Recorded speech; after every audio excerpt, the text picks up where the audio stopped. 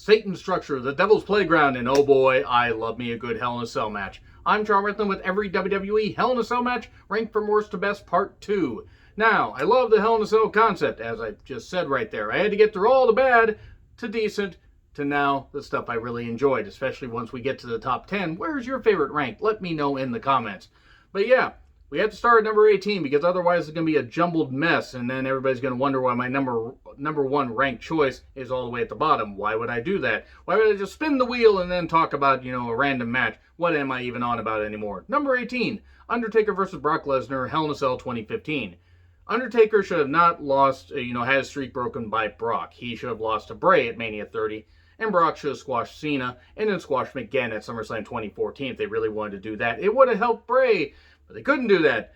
They could not do that thing. And you also had the meme-worthy shit where they were laughing back and forth at SummerSlam 2015, Undertaker and Brock, not Bray and Taker. That would have been funny. Bray-ter, if you will. That was a really, really lame joke. And they got to, try and equal their 2002 edition. Well, they didn't do that, especially since both were older. Undertaker was broken down. And they laid their shit in and did some really good stuff. And this was pretty goddamn brutal, especially for a PG era. It really surprised me. It was not their best match, obviously, because of age, miles, and all that. But it was pretty damn good. And for a PG era, pretty damn good Hell in a Cell match. And I got to rank it right here. Unfortunately, then Undertaker and Kane would go on to face the Wyatt family. That was absolute dog shit. But this match, pretty damn good. Number 16, or number 17 that is, Batista versus Undertaker, World Title, Survivor Series 2007. I would say this was the least of the matches that they had. Not to say it wasn't brutal, not to say that these guys did not, beat the shit out of each other, and, not to say that it didn't serve its purpose, and that obviously Edge would make his triumphant return and everything. It had its moment. It made sense how they did it. I'm just amazed that this one doesn't get talked about, because it was very interesting.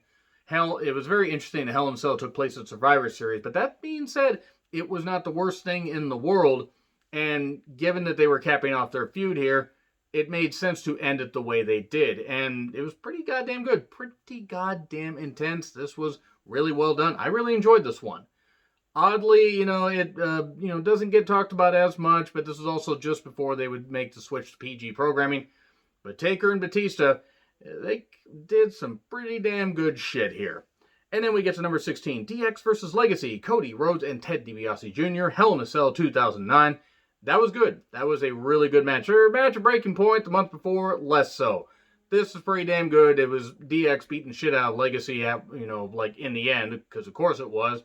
But it made sense because Legacy had gotten one up on Shawn and Triple H. So naturally, DX were going to get their revenge, and then we're going to go on to win the tag titles. One could argue that Cody and Ted should have won here, but of course the only way for, wrestling to make sense is when the good guys overcome the bad guys. Even though Cody and Ted had every right to get upset at DX, they did some good shit here, and while obviously, blood-wise and everything, it was toned down, this was still intense, hard-hitting, and DX winning, it made sense. Even though I didn't like it.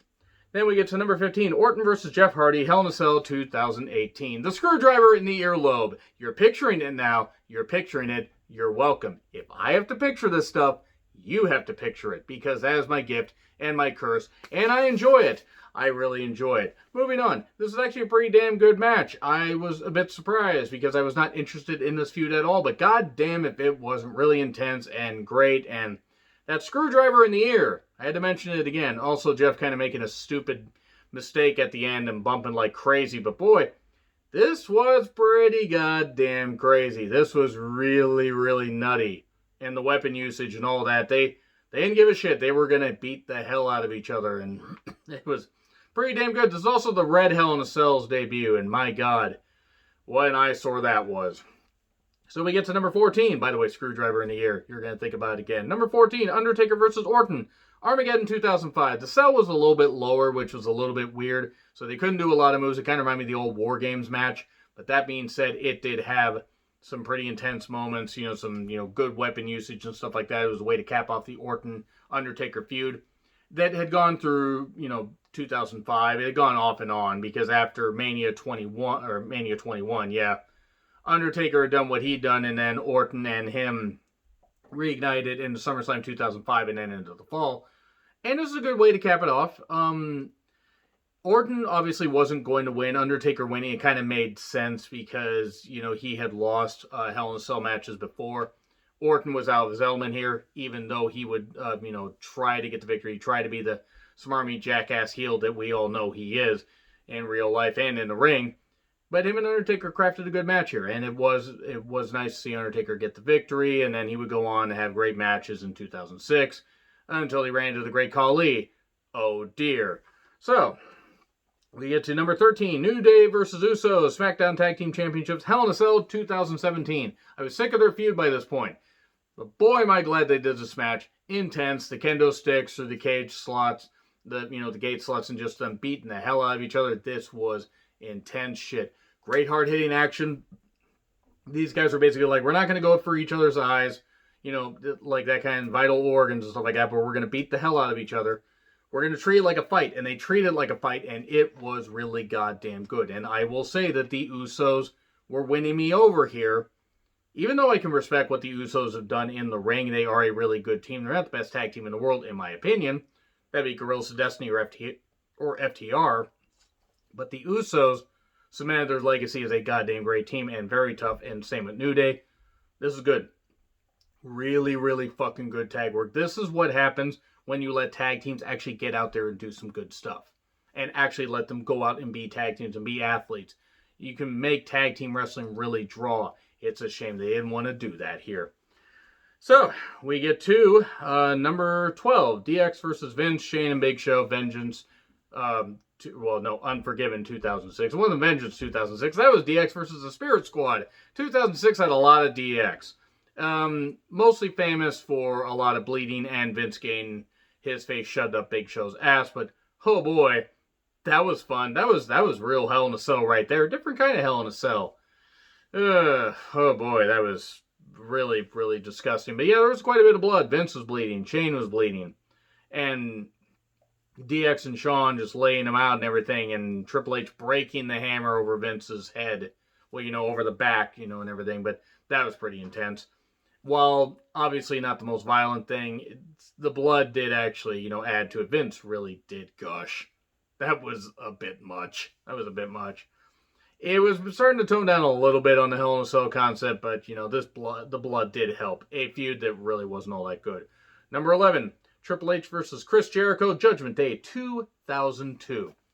Okay, this is a forgotten one. I wanted to put this in the top 10, but I just fucking couldn't. The reason I couldn't is because, honestly, they're just 10 that are better. That's how a ranking list works. But I think this one is probably the most underappreciated of all the Hell in a Cell matches. It's intense. It's violent. They cut a good pace here. They made up for their Mania 18 match, which wasn't bad, but followed Rock versus, you know, Hogan. How the fuck are you going to follow that? You shouldn't have followed that. They should have had Rock versus Hogan in the main event. Now, and the crowd would have been just as electric. Anyway, this is great shit. And ended up on top of the cell, which was a really, really nice touch. Judgment Day 2002, pretty damn good pay-per-view. Until you get to Hogan versus Undertaker. Then you might want to switch it off, unless you want to see Hogan take one of the saddest choke slams. And Undertaker be like, oh, fuck, I gotta go with it. God damn it, that was really bad. It was really goddamn bad. This, however, was really fucking intense and probably should have been the main event, to be honest, because it would have ended the pay-per-view properly. And the crowd would have fucking loved it. And in fact, it was Hell in a Cell. And Triple H versus Jericho, sure, it may have not ever, you know, had the most intense matches all the time, but in 2000, and especially in 2000, they had some pretty good stuff, and this was pretty much right up there with that. So while not all their matches were like 5 stars, I'd say this is 5 stars, a 5-star Hell in a Cell match. Which means the rest of them are 5-star Hell in a Cell matches. Number 10, Edge versus Undertaker, SummerSlam 2008. They make the switch to PG programming, and then Edge gets sent to hell and set on fire after falling to the ring. Hooray! So that was a bit much, that was a bit shocking, but this was really, really good, as you would expect with these athletes involved, and obviously Undertaker had to win here as Edge had screwed him over, and, you know, Edge's group, La Familia, that was really stupid. Bam Neely, remember Bam Neely? I don't remember Bam Neely. I actually had to remind myself of him being in that group. This is when, Chavo and various other people, the Edge heads, were helping out Edge, and, they basically got rid of The Undertaker in that TLC match at One Night Stand 2008. And Undertaker was gone from WWE for a couple months. He had some kind of injury, and I don't remember what. But then he came back. Vicky Guerrero was upset because Edge had cheated on her. Edge cheating on his girlfriend? He never did that in real life. Except he totally fucking did. A few times. One time with his best friend's girl. Moving on from this is very uncomfortable because everybody does infidelity at some point, at least according to wrestling. Vicky Guerrero was upset. She summons The Undertaker. She brings him back and then starts a feud with him when she gets the Big Show involved in that. It made no sense. So Edge and Undertaker, great, use of weapons and everything, and Undertaker sent Edge to hell and he burned. That was great. And then he was back 3 months later. Man, those burns must have healed really quickly. So, great shit though. Number 9, Triple H versus Cactus Jack, title versus career. No Way Out 2000. So Triple H had beaten Cactus Jack Mick Foley at the Royal Rumble 2000 the month before, and Cactus Jack was like, you know what, I want another shot. I'll put my career on the line, Obviously, Foley was going to retire. He had been taken off the road. His body was shot. He'd lost a good amount of weight. He actually had. He was in pretty damn good shape. But he had this match left in him, and then that was it. And then they bring him back for WrestleMania 2000, which was a fucking nightmare. Oh, good God, it was so goddamn bad. This was not bad. They found a way to get up on top of the cell, use a barbed wire wrapped in barbed wire 2x4 and everything, and do some really, really good stuff. And then Foley got launched through the roof. It was gimmick this time, and hit the ring and just impacted the ring, and then was starting to get up, and then Triple H, looking all horrified, hits the pedigree, 1, 2, 3, and that was it. And thanks, Cactus. Thanks for the memories, buddy. And it was some good shit. Some really damn good shit here. Yeah, unfortunately, Foley would not fully retire. Foley retire, if you will. I'm ashamed that I made that joke, except I'm not. And they did a really good piece of business. They had a really good feud in early 2000. And yeah, Foley would retire for all of 6 weeks. And then he would actually retire after Mania 2000 at least for a number of years because he fucking had to, because he was fucking shot. So, number 8, Undertaker versus Triple H, end of an era. Shawn Michaels is a special guest referee, Mania 28. Well, I loathe the idea of putting this match this high when I think about it, because this was deep into the PG era. And I always feel that this match is a little bit overstated. That being said, watching it back, I realized I was an idiot for saying that. This match is fucking great. Shawn Michaels is overacting, though. Was a bit much. Always so torn between two guys. The guy that retired him, and then a guy that, put his head through a goddamn car window in 2002 and beat his ass at Bad Blood 2004. But they're friends. They're friends. Weird thing wrestling is. But, Shawn Michaels was all torn and everything, and then got involved in one of the closest near falls in Undertaker's career at WrestleMania. That super kick into the pedigree, I thought the streak was over. I remember audibly, going like that. I think a lot of people were in the crowd. I remember watching it on pay-per-view. And that was some pretty intense stuff. And then Undertaker would beat Triple H. And they would all celebrate. And that really should have been the end of an era. That really should have been it. That should have been it forever. Triple H should have retired. Undertaker should have retired. And he could have retired 20-0 and it would have been good. Granted, we wouldn't have gotten Punk versus Undertaker. Punker-taker, if you will. Which is a weird, fusing. Human centipede of gimmicks. We really don't need that. But this was a good match. A good, intense, hard-hitting PG match with, some, of course, fuck your backs. We're not going to do any more headshots but with chairs, but we're going to fuck up everybody's backs and spines. God damn. So, yeah. Undertaker wins, though, moves to 20-0. And then we get to number 7, Triple H versus Shawn Michaels, Bad Blood 2004. Okay. I will admit that this one went on a bit too long. Now, I understand what they were trying to do. They were trying to tell a story, and they were fighting a war and everything. This was going to cap off their feud. And they would never, ever, ever interact again. Except for all the other times they did after that. This was pretty fucking goddamn intense. So it was basically an Iron Man Hell in a Cell match. They went 47.5 minutes. It was really, really long. Really intense. And while, yes, a bit too long, I do admit, I can't discount the effort between these guys, even given how I feel about them personally. Shawn losing his smile, never wanting to drop titles, and being a general piece of shit to people like Vader, And same with Triple H not being the savior of NXT. This was a great match. Bad Blood 2004, ending with this, it was a great way to do it. It was a great way to cap off their feud. And again, no interaction. So, we get to number 6. Deep breath. Undertaker versus Mankind, King of the Ring, 1998. And I wait for the flood of comments here, because I'm making this clear. Here's why this is ranked at number 6. And not number 1, not number 2, or whatever. The fall off the cell, the fall through the cell, that kind of stuff, the thumbtacks, that was great. Here's the thing. All it was spots. Yes, they had, this story of Foley being an Iron Man, Foley just taking punishment, not getting beat up, or, getting beat up but just not quitting and stuff like that. Obviously, those spots will live forever. Obviously, the fall off the cell through the table. The fall through the cell roof, where it's good God, will somebody stop the damn match? It's like I cringe every time I see that now. And, JR saying, will somebody stop the damn match? But the thing is, the spots hold up. A lot of the match, though, is kind of a slog. Now, it's only 17 minutes. But it seems like it takes longer. And maybe that's a bit controversial, because I'm not saying this match does not hold up in some aspects. But there are some where I'm like, we hype up the fact that Foley took all this punishment. He gave of his body, and he deserves every bit of respect that he gets. But the match, kind of just a little bit overhyped. A little bit, the mythology of this is absolutely insane. That being said, can't take away from the intensity and the fact that Foley almost died during this, and thankfully he didn't, and Undertaker busting up his goddamn ankle because he had a bad ankle here. Yes, they did some really good stuff, but I got to put it number 6. And here we go, number 5, Becky Lynch versus Sasha Banks, Raw Women's Championship, Hell in a Cell 2019. Yeah, I'm going to get a lot of hate for this, but you know what?